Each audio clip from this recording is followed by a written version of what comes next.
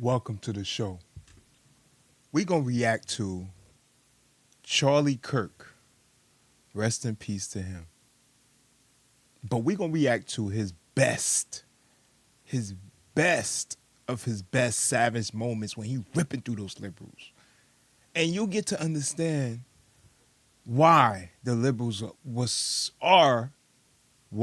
and probably is still, as you can see on the internet, very upset with Charlie. And we're going to analyze all his arguments with a little bit of jokes in between also. So let's get to it. Welcome to the show. Deeply disgusted.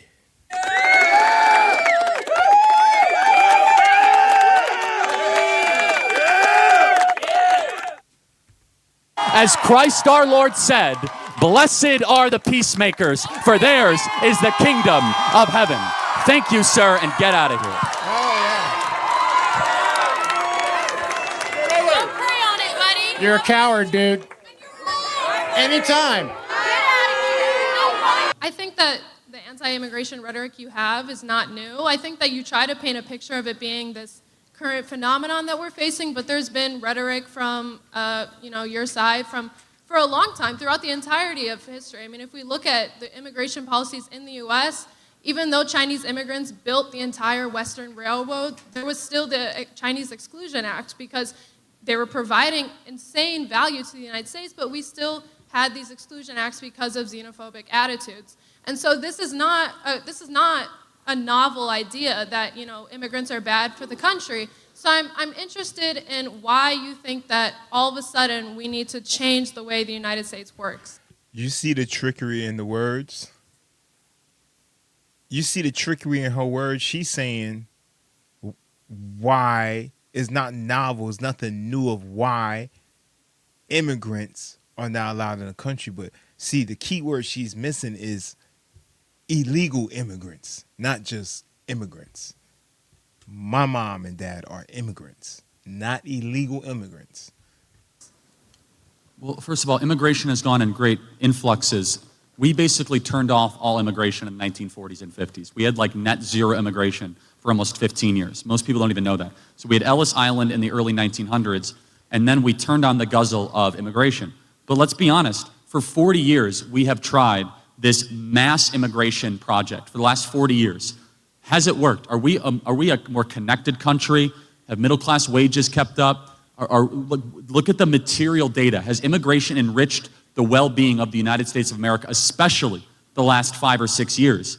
I would say, of course not, actually. We're more divided, we're more factious, and we see this in almost every European country as well. When you import a bunch of people that don't speak your language, that are from the third world, all of a sudden you have mass destabilization happening in your country. It's not a matter of being xenophobic. Instead, it's a matter of being patriotic to your own country and your... I hate to say it, but he's right. That's why countries like, when you go to Japan, you don't see a whole bunch of like different cultures as far as on a mass scale in Japan. You don't see it on a mass scale, so they kind of keep their culture in their country. And I'm not saying it's the right thing to do, but when you go to Japan, you'll see why it's done, because you don't have a bunch of YNs running around and you're not walking over bums. The street is clean. I'm not saying the whole of Japan is like that, but when you go to the parts of Japan where you're visiting, where it counts, you don't want to go to another country and get killed. Your own citizens. It's not about hating the foreigner, it's about loving the citizen. And your obligation is always to citizens first, not foreigners. So you don't think She smirked to that one. She know he's right. She know he's right. that the MAGA movement has led to xenophobic attitudes at all? I don't even know how to answer that. I mean, like... Why not?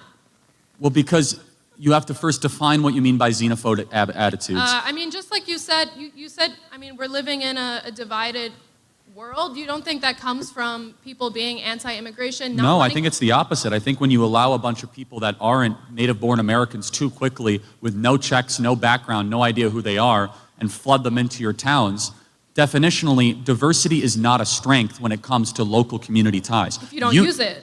If you don't use it, I don't know that you're committed to finding its strength. Hold on, no, explain this to me. This is a good question. Imagine where's this girl from? This girl probably never even grew up with any other culture. A lot of times, it'd be these white women that's just igniting the fire. It'd be the white woman that's igniting the fire. This woman probably don't even have any friends of another culture. You know what I'm saying? Like, I'm not saying that she don't because she's white. I'm just saying a lot of them, that's what they do. They get the colored people hyped up. They get the black girls hyped up. But they really don't care themselves, but they just want something to fight for. They want a legacy themselves. They want to be able to talk to their grandchildren and be like, oh yeah, I was in college and I fought for the rights of this. I fought for the rights of LGBT. I fought for, a lot of times these females, they just want to be known for something. They just want to be known for something. And sometimes that something is something that they just following. It don't necessarily mean that they care about what they're fighting for. They just want to fight. Just so they could say, I fought for that. Yeah. What country has ever grown stronger the more divided it's been? None, but I'm not saying Yeah, that that's we the point. have to get more divided. No, via but immigration. diversity definitionally will divide you. Unity unifies you. You notice they never say unity is our strength, they say diversity is our strength. In fact, just so we are clear, there is nothing racist or xenophobic to say that you want your kids to be around people that speak English. There's nothing racist to say that. It actually means that you want to be able to communicate with your neighbor. There's nothing racist and xenophobic to say, for example, we don't want to import people from a far-off distant land that don't share Western values, that don't treat women the same, that don't have the same respect for freedom of speech. So what we see is the unraveling of the United States of America because a country is again, just... He has a point right there. There was one time in recent history when after 9/11 happened, everybody was pretty much fine with like abandoning everybody of Muslim faith. Like everybody was fine with that on a consensus, right? All the liberals now that fight for every little thing. Oh, I want to fight for this. I want to fight for my girl to get a penis. I want to fight for my boy to get a cootie cat. They fighting for all these things that don't really matter. But at the end of the day, all you could do is pray for them. And that's what Charlie was doing. He was praying for them and also ripping them a new hole in every college campus he went. And they hated him for it. So much. That young white boy that killed him probably wasn't the only one plotting. I'm sure it was 2 or 3 other young dudes that's probably plotting. They probably had an attempt before, but maybe something happened. Maybe he came late. Maybe it was too much security. Maybe somebody saw. Who knows? But he should have knew. He should have knew. Like, undoubtedly, it is the people that inhabit it. So you have to be very careful what people you allow into your country. Sure, but I think that what you're talking about, this like mass shift in American culture is like not happening. I think you're fear-mongering. And also, I think that the United States forever has been a mix of culture. I don't really know like where you can point to a time in the U.S. history that hasn't included immigrants in its culture. Again, from the 1920s and 1960s, we had very little immigration in this country, nearly 40 years. In fact, that is what largely led to us becoming a world superpower in the 1950s, is we had the Bracero program back then where we brought in tons of laborers from Mexico to the United States to work in agricultural, and that's how we fed the United States. So I really again, don't think that you can was say that. It was very limited in scope versus what we see today. But again, I will ask a more moral question. Does a politician have first loyalty to his own citizens or to another country's citizens? Absolutely. I'm glad you brought this because I wanted to circle back to my original question about the United States creating instability in the rest of the world. I do think that Some of these liberal girls are sick. Some of these liberal girls are sick. Like, look at this one. If y'all really look at her, like, and she's like trying to give it to you that night. Like she's trying to give it up. Would you take it? I wouldn't. She just looks mental. And any female that goes back and forth like that with a man and her argument is not even based on facts, it's based on like fantasy. Her whole argument is based on fantasy. every single politician, like let's say I'm the Prime Minister of South Africa, you know, my Which is an incredibly anti-white country. Like, oh my goodness. Okay, anyway. Dangerously anti-white. Okay, anyway. Do you know about that, by the way? You should. Apartheid, yes. Oh, no. It's like they're killing white people in the streets in South Africa. They're stealing farmland. I mean, if you don't know about that, that shows how the media is lying to all of you. It is literally a mini white genocide happening in South Africa Yes, right now. But I don't think that we should... No, it's fine. You brought up South Africa, not me, but yes. That was just an example. Anyway, let's stay on topic. So let's say I'm the Prime Minister of a country. I do agree with you that my first job is that country, for sure. That's who I'm leading. But considering the United States has created mass violence, instability, and poverty around the world, you don't think that we have some sort of obligation to the people who then have to flee from that? No. Why not? Wait, hold on. Well, why not? Define your terms. Where have we created mass stability? I'll grant you Iraq. That was a disaster. Where else? In all of Latin America, in different countries in Africa, places that, like the Philippines that we colonized, Puerto Rico. Yeah, I mean, of course, I'm always so interested in this, as if it's like, you can never blame those countries for not having their act together. It's somehow America's fault. Like, oh, it's America's fault that Nicaragua can't get its act together. It's America's fault, even though we welcome Puerto Rico to become U.S. citizens, like we've colonized them. So here's the paradox. You don't think that Puerto Rico was colonized? No. I'm saying no. So if we don't help Puerto Rico, we're evil. When they become a territory, we colonize them, and we haven't done enough. It's like, which one is it exactly? So the Puerto Rico was taken from the Spanish as a colony and used as a sugar farm for years, where the workers were paid less than $1 per day to create sugar for the United States. And it's not really about statehood or independence. It's about letting Puerto Rico decide that for themselves. And anyway, this isn't about Puerto Rico. No, it's this fine, is about... but and more broadly, and then I'll get to the couple final. Look at them. Look at them. They so caring about everything in the world. They love everything. They love air. They love butterflies. They love the people of Puerto Rico. But a lot of times, soon as you, like, yo, shorty, yo, how you doing? You cute. Oh, no, I'm scared. All of a sudden, they don't like, they're not that bubbly no more.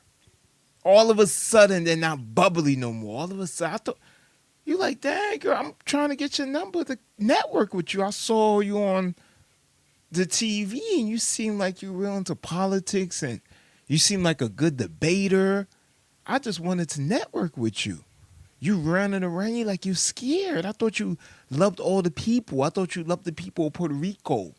I thought you loved all the people of South Africa. A lot of times, these white girls, I'm telling you, not all of them, but a lot of them, trust me, I hung with them, I chill with them. They're in my family. They're crazy. They're cuckoo. I'm telling you. No questions here. I can sense that your problem is that, like, America's super successful and these other countries aren't. And foundationally, it's rooted in envy, bitterness, and resentment, because we are the world's superpower. It's not because we've held anybody back. It's because we've had incredible people, really good ideas. You don't think the U.S. has intervened in a negative way in other countries? At times, yes. At times, we've intervened very favorably. Can you at least acknowledge at times that... Sure, there has been aid, but there's also been terrible Well, no, not just aid. South Korea exists because of American involvement. Kuwait exists because of American involvement. But it's not. So... But to to look at American accountability, you have to look at the whole of that accountability. And to say that certain countries are less developed purely on their own fault is to ignore history. So that's where we disagree.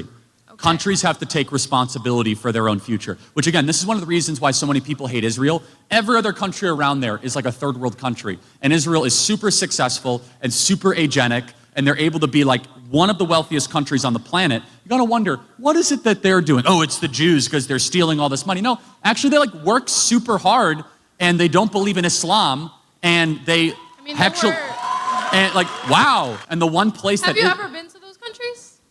Yeah, actually, I have been to Israel, and I've been to the Palestinian Authority. I've been to the West Bank. I've actually visited it.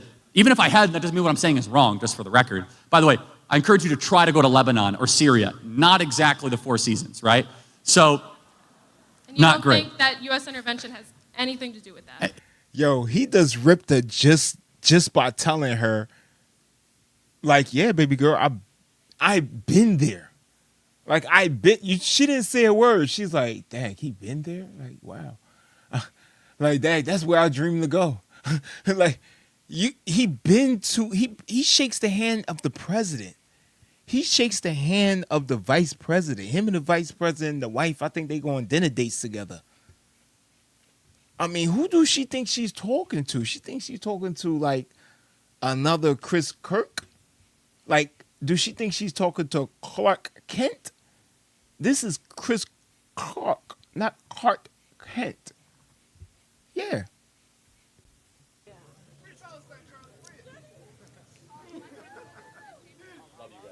Hi. Okay, I'm just here to talk about abortion, but my first question. Why does she look like she needs like a blood transfusion? Why does she look like she needs like a blood transfusion? Like she's extreme, like, wow. It'll be okay, baby girl. It'll be okay. Was, why should women who are raped have to give birth to that baby? Yeah, I think it's a simple. Yo, they ask the same questions over and over. You notice that about the liberals? They ask and they argue the same talking points over and over. They make it so easy. As, do you believe life matters or not? I mean, is it because it has a heartbeat when it is conceived? Well, Exactly. Right.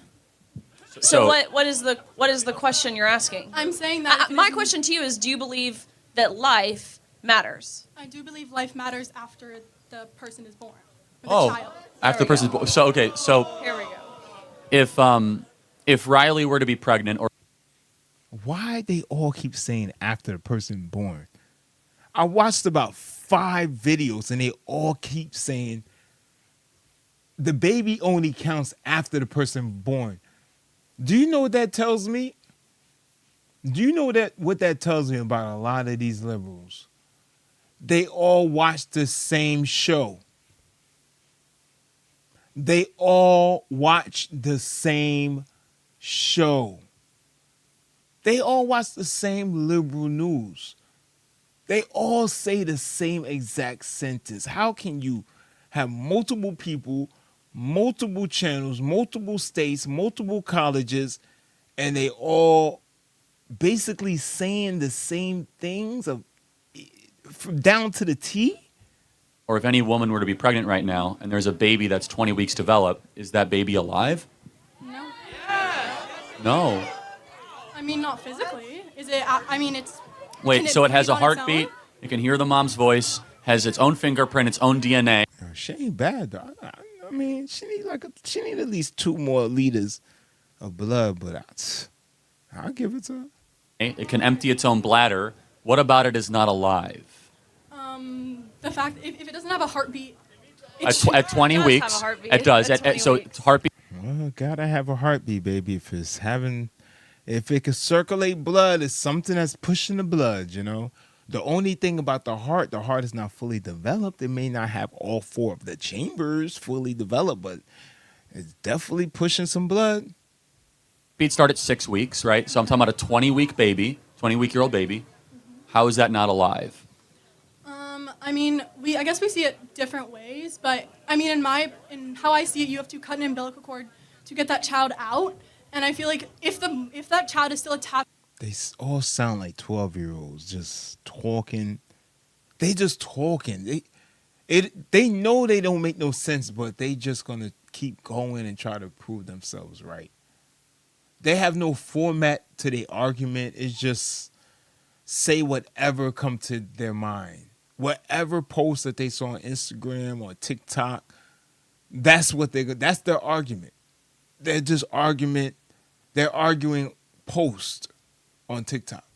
To the mother, if the mother has to eat to feed the baby. If the child is still living on the baby inside of the mother, it should not, like, it isn't alive. Well, a mother has to feed a baby months and months and months and months after the She got some pretty eyes, though. You ever saw those eyes? baby is already, like, on this planet. But the mother is feeding the baby. This baby, when it's inside, are they feeding? So what about someone on a feeding tube? If you don't feed them through their feeding tube, are they not worthy of life? How old's that person? Are they born? Like, have they been born yet? But why does the moral I mean, worth of a like- human being matter whether they're born or not? Probably. They got her right there because basically she's saying if you're not worthy of feeding on your own or eating on your own and somebody have to feed you, you're not worthy of life. That's why abortion is okay. That's what she's saying. But you see, Charlie hit her with, so what about people on a feeding tube? I think the female hit her with that, which is right. They can't feed themselves, so are they worthy of life because they was already born? That don't even make any sense. Well, the point that I was trying to get out with it, the point that I was trying to get out with it is that women. Man, listen, go back to, if I was one of the dudes, I'd be like, yo, baby girl, next time, don't do that. I think you're only good for one thing. Come back to the dorm. Let me show you something real nice. Shouldn't have to be forced to give birth to that child if they don't want to. That's the point I was just trying to get out there. I'll be back. I'll be right in the back of her whispering like, yeah, you right. I agree with everything you say, baby girl. Let me touch on that booty real quick. You know what I'm saying? Okay, let's say I have 2 ultrasounds here. One of the Are you gonna show baby, the dolphin fetus again? one of them is a baby conceived in rape. Okay. The other one is a baby conceived in a loving relationship. What did she say? Which one is which? I mean, it's up to them. The thing No, is but that which one is which? I can't tell the difference. Help me out. I'm not saying that there's a difference between those two. Exactly, so they I'm both saying- deserve human rights. No, I'm saying that if a mother doesn't want to give birth to her child, she shouldn't have to. Okay, so should you be able to commit murder of a newborn if you don't want the baby anymore? No, you would. Why? you Well, then what's wouldn't- the difference? You wouldn't have the child if you didn't want it. That's the point of abortion. Well, hold on. I will. I hope you never have an abortion, actually. Abortion's really Well, bad. it's my body, my choice. That's the thing. Well, hold on. If it's your body, your choice. Yo, you see how the liberals act, yo? She said, I will. Imagine you watching your daughter on TV arguing about abortions and somebody say, well, don't you have an abortion? And she turns around and tell the crowd, I will have an abortion. And she's up there representing the Liberal Party. Makes you so proud, right? And I'll let Riley chime so in. is it your choice because you're a man and you get to make those Well, decisions for hold me? on. Time out.